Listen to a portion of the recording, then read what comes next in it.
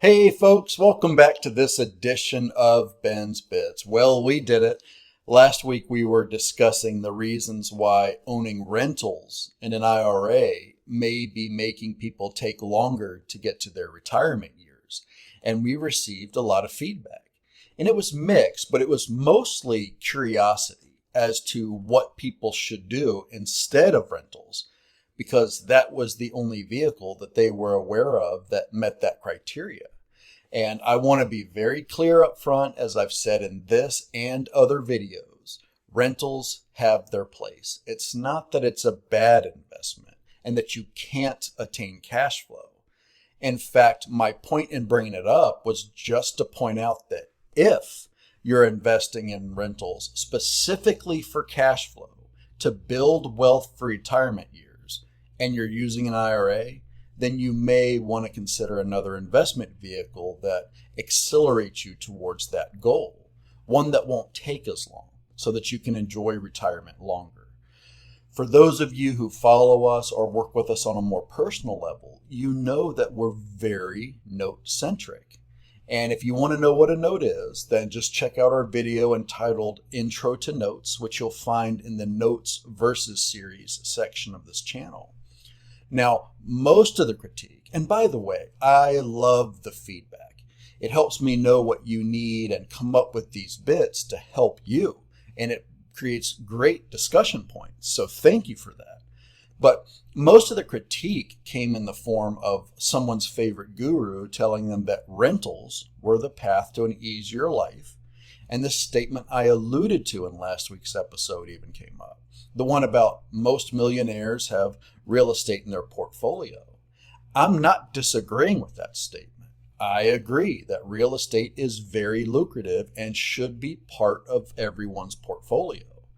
And I'm very aware that some of you are hardwired for numbers and figures, and it's fun for you to run your math formulas and algorithms. One of the investment partners here is like that, and he extrapolates some very good data for us to use, and it's very helpful. But rentals can be a very good vehicle to secure wealth once you've achieved it.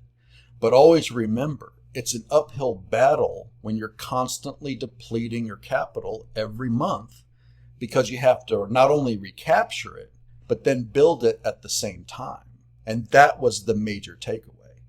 The reason why we're more note-centric and that notes make up a majority of our investments is because after 2 decades investing in traditional real estate, 12 of those years being involved with notes, the numbers show them to be the better investment for true cash flow and wealth acceleration.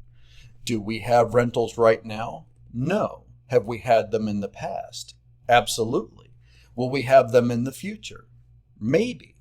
If I may be so bold, and when I say the following statement, understand there's a little tongue-in-cheek, but a lot of truth behind it. Rentals are great for showing off at parties, bragging to friends about how many doors you have, but as we stated multiple times before, it's a math game.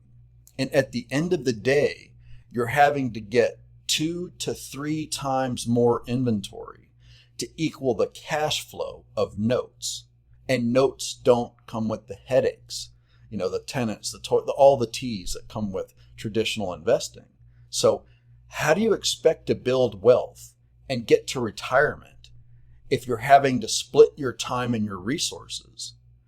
Time that it takes to build the wealth because you're losing at least half of your income every month. And then your resources because you have to dip into your profits and buy more inventory to make up for the cash flow or the loss of it. So that's it for this edition of Ben's Bits. And as always, thank you for watching, and we'll see you next time.